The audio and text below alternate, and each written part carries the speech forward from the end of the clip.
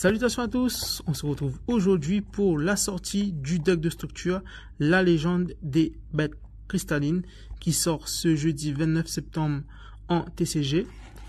Alors, comme le nom l'indique, c'est porté sur les bêtes cristallines. Alors, à l'intérieur, vous avez les cartes bêtes cristallines, les cartes qui étaient compliquées à avoir qui sont rééditées à l'intérieur. Vous avez aussi de très bonnes staples comme les End-Trap, Floraison de Sang, les Joyeux Printemps, Beauté Fantôme, etc. Vous avez aussi des tokens qui sont pas mal. Et vous avez aussi de l'extra deck avec une fusion qui est jamais sortie et la réédition de la fusion qui était déjà sortie. Avec encore pas mal de très bonnes cartes dans ce deck. Alors, on va donc passer à l'ouverture. Alors, le deck, il est disponible sur le site et aussi les cartes à l'unité. Alors, je mets dans la description le lien pour aller vers les cartes à l'unité ainsi que le deck en CD. Et c'est aussi disponible du coup directement en magasin.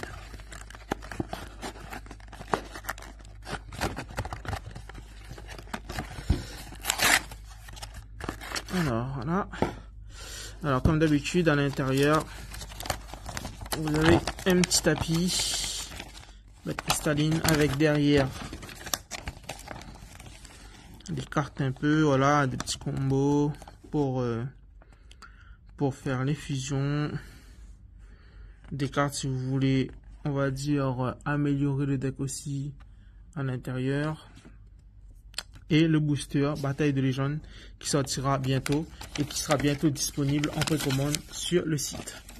Alors c'est parti pour l'ouverture. Alors comme j'ai dit, les cartes sont disponibles directement à l'unité sur le site. Il y a aussi les cartes des mégatines et d'autres cartes. Alors il y a du restock tous les jours sur les cartes à l'unité, sur les produits. Et aussi pour les cartes à l'unité, alors les prix on essaie de mettre à jour. J'essaie de mettre à jour assez souvent.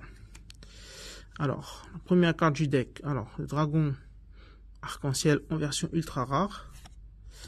Là, c'est la nouvelle fusion Dragon Arc-en-Ciel surmultiplié de Cristal Ultime. Alors, je vous laisse lire l'effet. Pour l'invoquer, c'est pas très compliqué. Surtout avec les cartes à l'intérieur qui facilitent.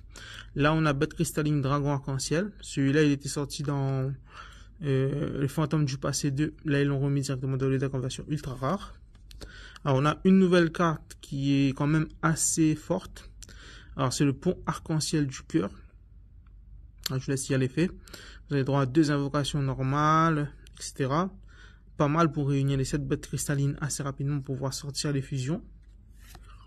Ensuite, on a une carte qui était quand même assez recherchée, lien cristalline, et qui est version ultra rare. Ça va chercher n'importe quelle bête cristalline de votre deck et la mettre à votre main. C'est pas mal. Alors, on a le super dragon arc-en-ciel qui était déjà sorti. Là, ensuite, on a les tokens en brillant. Ça, c'est pas mal du tout d'avoir mis les tokens en brillant. En plus, ils sont assez stylés. Version super rare. Ensuite, on a, du coup, les bêtes cristallines de base, qui sont sortis il y a longtemps. Là, ils sont enfin réédités pour que tous les joueurs qui veulent avoir le deck puissent l'avoir. Ça a été aussi réédité en speed duel. Là, on a du dragon arc-en-ciel des ténèbres. Les versions pendules. On va dire il y a à peu près toutes les cartes bêtes cristallines qui sont sorties depuis ces dernières années et qui n'étaient pas accessibles facilement ou qui étaient dans des vieilles éditions. Là on a Amon, Seigneur du Tonnerre. Ensuite on a, voilà, ça c'est les End-Trap. Alors ça c'est pour ça que le deck aussi il est bien, c'est bien de l'avoir parce que vous pouvez avoir directement le migrateur dimensionnel, le contact concrelat, Floraison de Sang et Joyeux Printemps. Et Beauté Fantôme émanant hanté. Alors, juste pour ces 4 End-Trap, le deck, il est très bien. Alors, on va partir là, c'est une nouvelle carte magie, Éveil Ultime du Cristal.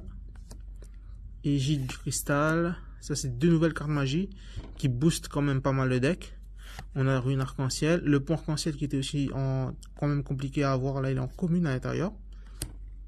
Ensuite, les cartes classiques, Balise de Cristal, Bénédiction, Abondance, Promesse, Arbre cristallin, Libération du cristal, Grande valeur.